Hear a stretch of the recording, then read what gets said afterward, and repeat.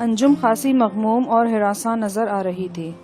Restaurant کے واقعات کو 2 گھنٹے گزرنے کے باوجود اس کے جسم کی لرزش برقرار تھی۔ اس کے علاوہ وہ تکلیف بھی محسوس کر رہی تھی۔ کرسی لگنے اور گرنے سے اس کی ٹانگ پر چوٹ آئی تھی اور پنڈلی کا درد پھر جھاگ اٹھا تھا۔ گجرانوالا تک تو وہ جیسے تیسے برداشت کیے بیٹھی رہی، لیکن پھر دھیرے دھیرے اس کے ہونٹوں سے کراہیں نکلنے لگیں۔ میں نے کامونکی کے ایک میڈیکل اسٹور سے پین کلر لے کر اسے کھلائیں، تاہم افاقہ نہیں ہوا۔ لاہور پہنچتے پہنچتے وہ درد سے تڑپنے لگی۔ لاہور میں ہماری رہائش کا انتظام شادمان کالونی کے ایک مختصر لیکن صاف ستھرے مکان میں کیا گیا تھا۔ ساحی صاحب کا ایک بااعتماد گھریلو ملازم یہاں پہلے سے موجود تھا۔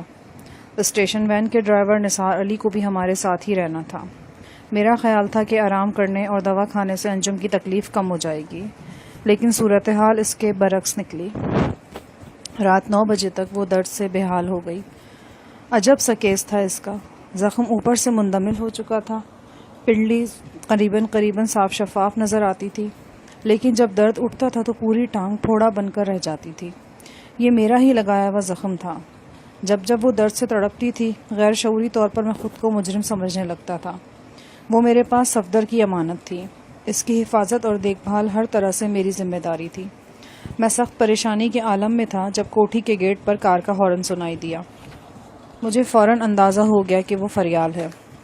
وہ اپنے اہل خانہ کے ساتھ کار میں لاہور پہنچی تھی اور شاید پہنچتے ہی میری طرف چلی آئی تھی۔ میرا اندازہ درست تھا۔ ذرا دیر بعد وہ اپنے جاگنگ شوز پر بے آواز چلتی اندر آ گئی۔ ہیلو، وہ بڑی ادا سے مسکرائی۔ فریال، تم بار بار غلطی کر رہی ہو۔ ساحی صاحب مجھے خود سے دور رکھنا چاہتے ہیں۔ آپ بے فکر رہیں شاہ جہان صاحب، میں بے حد احتیاط سے آپ کے پاس آئی ہوں۔ کوئی میرا پیچھا کرتے ہوئے آپ تک پہنچ جائے تو اپنے ہاتھوں سے سر کاٹ کر آپ کے قدموں میں رکھ دوں گی۔ پھر اس کی نظر انجم پر پڑی اور وہ چونک گئی۔ جلدی سے اس کے سرانے پہنچی۔ یہ کیا ہوا ہے انہیں؟ شدید درد ہو رہا ہے، میں نے مختصر جواب دیا۔ ہائے اللہ، وہ بے قرار ہو گئی۔ بیٹھ کر اس نے انجم کا چہرہ اپنی گود میں لے لیا اور تسلی دینے لگی۔ کچھ دیر بعد بولی، شاہ جہان صاحب، انہیں ڈاکٹر کے پاس لے چلتے ہیں۔ یہی تو مسئلہ ہے، ہم ڈاکٹر کے پاس نہیں جا سکتے۔ آپ یوں کہیں کہ ہم ہر ڈاکٹر کے پاس نہیں جا سکتے۔ جس ڈاکٹر کے پاس میں آپ کو لے کر جاؤں گی وہاں جانے میں کوئی اندیشہ نہیں، لیکن میں ایسا نہیں سمجھتا۔ آپ مجھ پر اعتماد کریں، میری ذات سے آپ کو کوئی نقصان نہیں پہنچے گا۔ بہتر ہے کہ ساحی صاحب سے مشورہ کر لیں۔ اس وقت آپ مجھے ہی ساحی صاحب سمجھ لیں۔ وہ تیزی سے بولی اور پھر کھڑکی کھول کر ڈرائیور کو آوازیں دینے لگی۔ تھوڑی دیر بعد ہم انجم کو سوزوکی وین میں ڈالے گلبرگ کی طرف جا رہے تھے۔ انجم درد سے بے ہوش ہونے والی تھی۔ فریال نے اس کا سر گود میں رکھا ہوا تھا اور مسلسل دلاسا دے رہی تھی۔ 20 منٹ بعد ہم ایک کلینک کے سامنے رکے۔ انجم نے سر پر چادر ڈال کر گھونگھٹ سا نکال لیا۔ ویل چیئر پر بٹھا کر اسے کلینک میں پہنچایا گیا۔ یہ ایک لیڈی سرجن تھیں، صرف خواتین کا معائنہ کرتی تھیں۔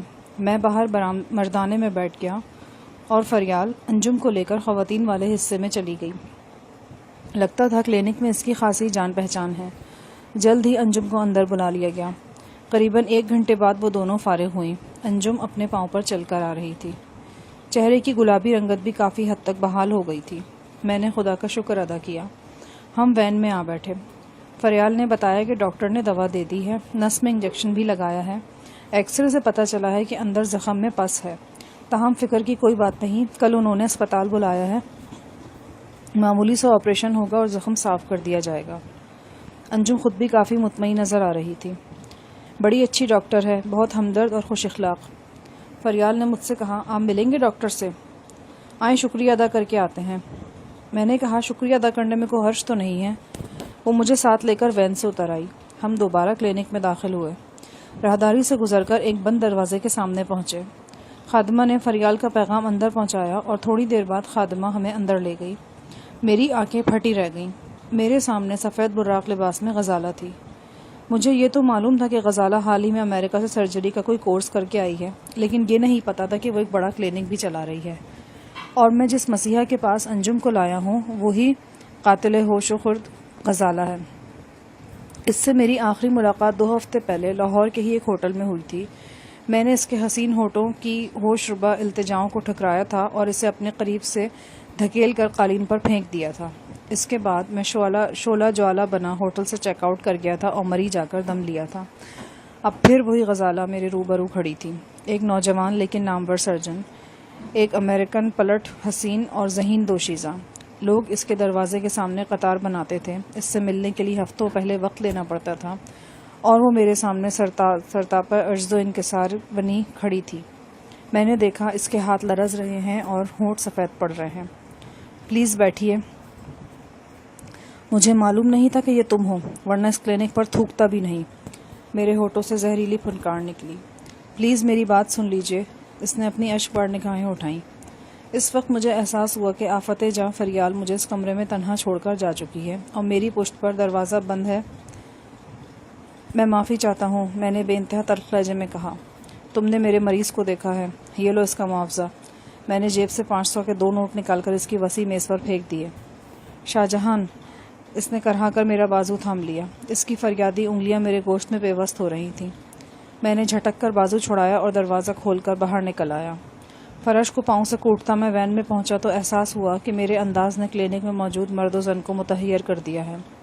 میری سمجھ میں نہیں آ رہا تھا کہ فریال غزالہ کے بارے میں کیوں کر اور کیسے جان گئی۔ وین میں فریال پہلے سے موجود تھی۔ میرے اتنی جلد لوٹ آنے پر وہ مایوس نظر آتی تھی۔ میں نے اسے خشمگین نظروں سے گھورا اور انجم کے پاس بیٹھ گیا۔ شاید میں راستہ بھر کسی سے بات نہ کرتا، لیکن وین کے اسٹارٹ ہوتے ہی مجھے اپنی زبان کھولنی پڑی۔ پارکنگ میں کھڑی ایک گاڑی نے مجھے بری طرح چونکا دیا تھا۔ یہ ایک نسان سنی تھی، اس پر جھنگ کی نمبر پلیٹ تھی اور کھڑکیوں پر پردے پڑے تھے۔ یہ گاڑی میں قادر زمان کی گاڑیوں میں دیکھ چکا تھا۔ میری رگوں میں خون کی گردش تیز ہو گئی۔ اس گاڑی میں یہاں کون آیا تھا؟ اگر کوئی عورت تھی تو کون تھی؟ کہیں اس نے انجم کو تو نہیں دیکھ لیا تھا؟ پھر یہ بھی تھا کہ عورت اکیلی نہ ہوگی، اس کے ساتھ کوئی مرد ہوگا۔ وہ مرد مرتانہ انتظار گاہ میں موجود تھا۔ کیا میں بھی پہچانا جا چکا تھا؟ یہ خیال زہر میں مجھے تیر کی طرح میرے ذہن میں پیوست ہو گیا۔ فریال اور انجم حیرت سے میرا چہرہ دیکھ رہی تھیں۔ کیا ہوا آپ کو؟ انجم نے میرا بازو ہلا کر پوچھا۔ تمہیں اندر حویلی کی کوئی عورت تو نظر نہیں آئی؟ نہیں، اگر ہے بھی تو میں نے نہیں دیکھی۔ کیوں؟ کیا بات ہے؟ وہ دیکھو، یہ حویلی کی گاڑی ہے۔ انجم کے چہرے پر بھی تاریک سائے لہرا گئے۔ اسے ہراساں دیکھ کے مجھے اپنے حواس پر قابو پانا پڑا، ساتھ ہی غلطی کا احساس بھی ہوا کہ مجھے اس سے بات نہیں کرنا چاہیے تھی۔ میں نے گرد و پیش کا جائزہ لیا۔ اطمینان کی صرف ایک ہی بات تھی کہ گرد و پیش میں کوئی دکھائی نہیں دے رہا تھا۔ اگر کلینک میں حویلی کا کوئی بندہ موجود تھا اور وہ ہماری طرف سے مشکوک ہو چکا تھا تو ضروری تھا کہ وہ ہمارا پیچھا کرتا، لیکن ایسے کوئی آثار نظر نہیں آئے۔ مزید تصدیق سفر کے دوران کی جا سکتی تھی۔ میں نے ڈرائیور نثار کو گاڑی آگے بڑھانے کی ہدایت کی۔